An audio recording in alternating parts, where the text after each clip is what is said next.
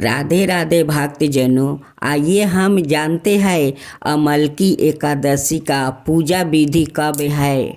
2025 से अमलकी एकादशी इस बार 10 मार्च को है। होली और महाशिवरात्रि के बीच में पड़ने वाली इस एकादशी को आंवला एकादशी और रंग भरी एकादशी भी कहते हैं।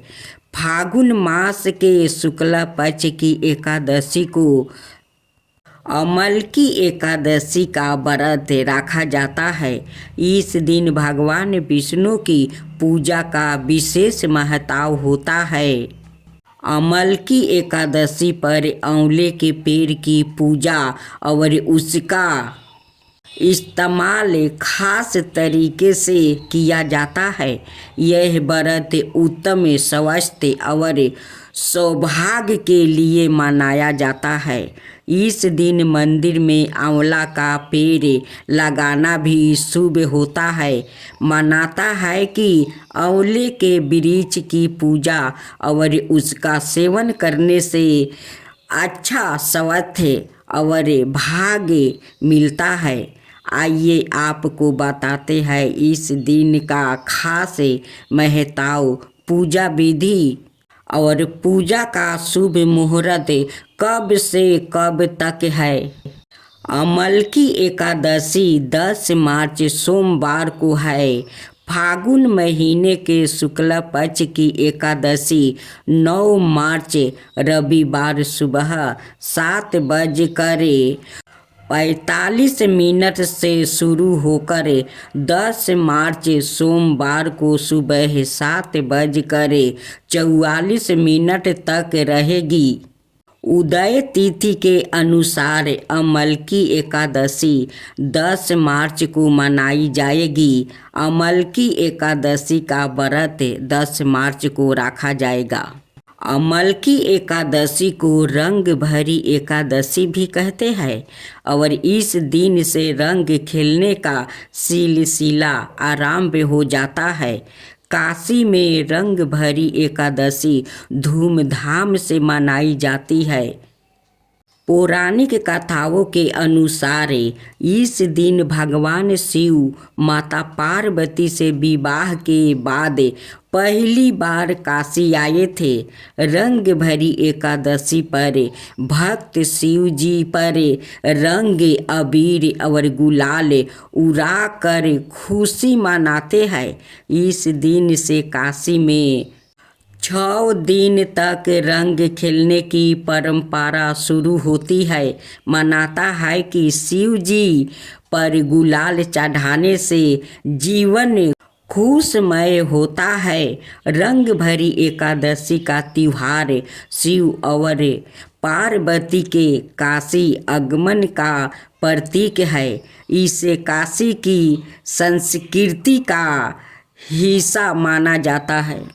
एकादशी के दिन भक्त भगवान शिव और माता पार्वती को प्रसन्न करने के लिए विशेष पूजा अर्चना करते हैं।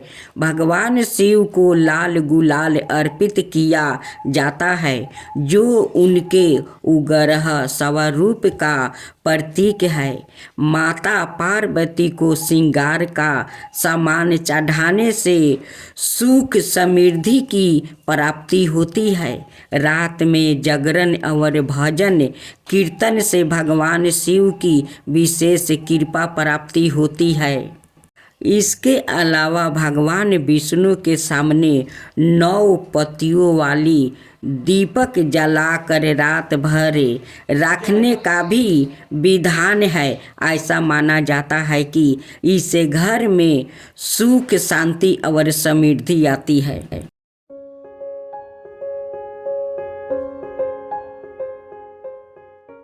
जय श्री कृष्णा, राधे राधे मेरे प्यारे भक्त जैनों।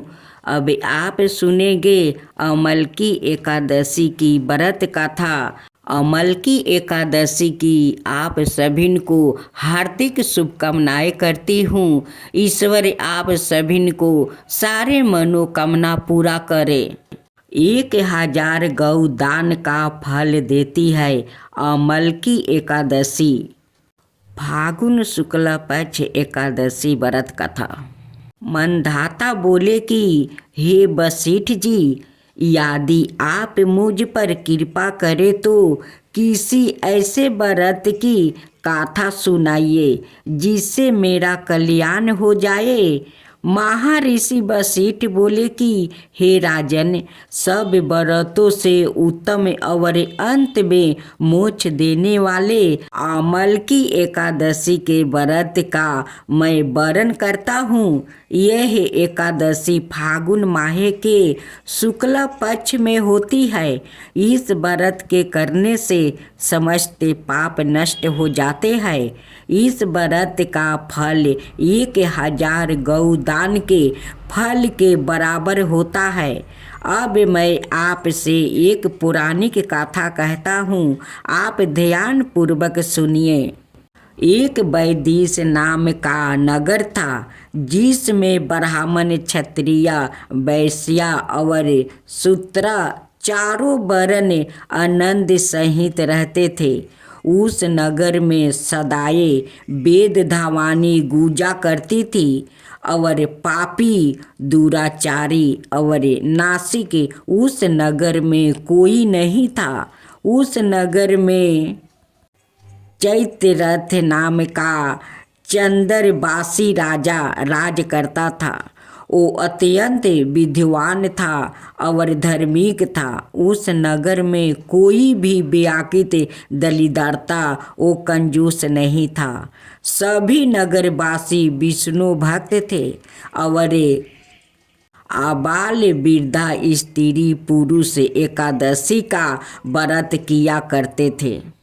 एक समय फागुन मास के शुक्ल पक्ष की अमलकी एकादशी आई। उस दिन राजा, प्रजा और बाल वृद्धा सबने हर्षपूर्वक व्रत किया।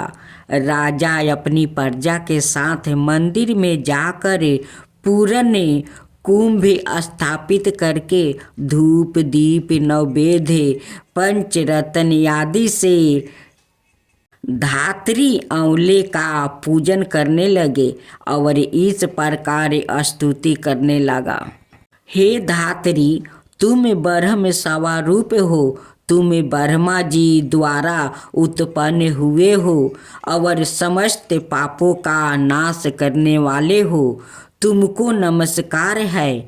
अब तुम मेरे अर्घ्य स्वीकार करो। तुम श्री रामचंद्र जी द्वारा सम्मानित हो। मैं आपकी प्रार्थना करता हूँ, अतः आप मेरे समस्त पापों का नाश करो। उस मंदिर में सबने रात्रि को जागरण किया। रात के समय वहाँ एक पहेलिया आया जो अत्यंत पापी और दुराचारी था। वो अपने कुटुंब का पालन जीव हत्या करके किया करता था। भूख और प्यास से अत्यंत व्याकुल वो पहेलिया इस जागरण को देखने के लिए मंदिर के एक कोने में बैठ गया और विष्णु भगवान और एकादशी महात्म्य की कथा सुनने लगा। इस प्रकार अनाय मनुष्यों की भांति उसने भी सारी रात जाग कर बिता दिया। प्रातः काल होते ही सब लोग अपने घर चले गए तो पहेलिया भी अपना घर चला गया। घर जाकर उसने भोजन किया। कुछ समय बीतने के पश्चात उस पहेलिया का मृत्यु हो गई। मगर उस अमलकी एकादशी के व्रत और जागरण से उसने राजा विदुरथ के घर जन्म लिया और उसका नाम वसुरथ रखा गया। युवा होने पर वो चतुरंगी सेना के सहित और धन धनाय से युक्त होकर 10,000 ग्रामों का पालन करने लगा। वो तेज में सूर्य के समान कांति में चंद्रमा के समान, वीरता में भगवान विष्णु के समान, और क्षेमा में पृथ्वी के समान था। वो अत्यंत धार्मिक, सत्यवादी, कर्मवीर था और विष्णु भक्त था। वो प्रजा का समान भाव से पालन करता था। दान देना उसका नित्य कर्तव्य था। एक दिन राजा शिकार खेलने के लिए गया। दुर्योग से वो मार्ग भूल गया और दिशा ज्ञान ना रहने के कारण उसी वन में एक वृक्ष के नीचे सो गया। थोड़ी देर बाद पहाड़ी मलेच्छ वहाँ पर आ गया और राजा को अकेला देख कर मारो मारो शब्दों कहते हुए राजा की ओर दौड़े। मलेच्छ कहने लगा कि इस दुष्ट राजा ने हमारे माता पिता, पुत्र पौत्र आदि अनेक संबंधियों को मारा है और देश से निकाल दिया है। अतः इसको अवश्य मारना चाहिए। ऐसा कहकर वो मलेच्छ उस राजा को मारने दौड़ा और अनेक प्रकार के अस्त्र शस्त्र उसके ऊपर फेंका। वो सब अस्त्र शस्त्र उनका बार पुष्पा के समान प्रतीत होता है। अब उन मलेच्छों के अस्त्र शस्त्र उल्टा उन्हीं पर प्रहार करने लगा, जिससे वो मूर्छित होकर गिरने लगा। उसी समय राजा के शरीर से एक दिव्या स्त्री उत्पन्न हुई। वो स्त्री अत्यंत सुंदर होते हुए भी उसकी बिरकुटी टेढ़ी थी। उसकी आँखों से लाल लाल अग्नि निकल रही थी, जिससे वो दूसरे काल में समान प्रतीत होती थी। वो अस्त्र मलेच्छों को मारने दौड़ी और थोड़ी ही देर में उसने सब मलेच्छों को काल के गले में पहुंचा दिया। जब राजा सोकर उठा तो उसने मलेच्छों को मारा हुआ देखकर कहा कि इन शत्रुओं को किसने मारा है? इस वन में मेरा कौन हितैषी रहता है? वो ऐसा विचार कर ही रहा था कि आकाशवाणी हुई, हे राजा, इस संसार में विष्णु भगवान के अतिरिक्त कौन तेरी सहायता कर सकता है? इस आकाशवाणी को सुनकर राजा अपने राज्य में आ गया और सुखपूर्वक राज्य करने लगा। महर्षि वशिष्ठ बोले कि हे राजन, यह है अमलकी एकादशी का व्रत प्रभाव था। जो मनुष्य इस अमलकी एकादशी का व्रत करते हैं वो प्रत्येक कार्य में सफल होता है और अंत में विष्णु लोक को जाते हैं। राधे राधे भक्तजनों, अब आप सुने आरी बारी सोना री बारी की कहानी। आरी बारी सब देवता का ये दोहा है। खूब सुंदर कहानी है, इस कहानी को जरूर सुनिएगा। आरी बारी सोनारी बारी, जिम में बैठी कन्या कुंवारी। कई पूजे दासा माता दियरा, बाऊजी री बारी पूजे शीतला माता री बारी पूजे बोदरी री बारी पूजे गणेश जी। सूरज भगवान री बारी पूजे गजनंद जी। बारी पूजे पथवारी माता री बारी पूजे देवी री बारी पूजे चंद्रमा जी। बारी पूजे शनि महाराज जी बारी पूजे महादेव जी। बारी पूजे धर्मराज जी बारी पूजे नाग देवता री बारी पूजे बुधे।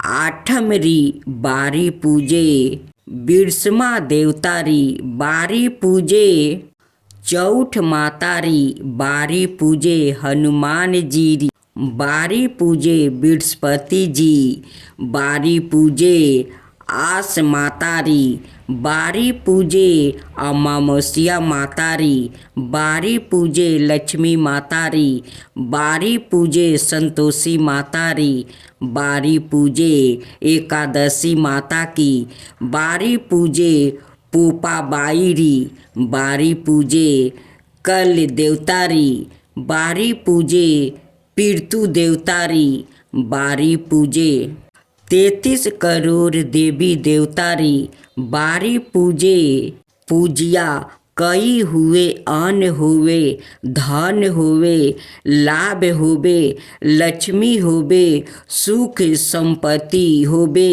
राज होवे, पुत्रा रो परिवार होवे, ना दोहिता होवे, 15 पोता होवे, पोता बहु राधी राबे दोहिता, बहु राधी खीर खटी, लोग खीर मीठे लगे, राब चढ़ी चराई लेके आई, दासा माता टूटी कई देई, खोर खाम रो भेस देई, पग में बिछिया देई, माथे टीको देई, मुरनी वाली नथ देई, बाह भर चूड़िया देई, फूल भर सेज देई, सास बहू री जोरी देई, माँ बेटी री जोरी देई, ननद भौजाई री जोरी देई, देवरानी जेठानी यह री जोरी देई,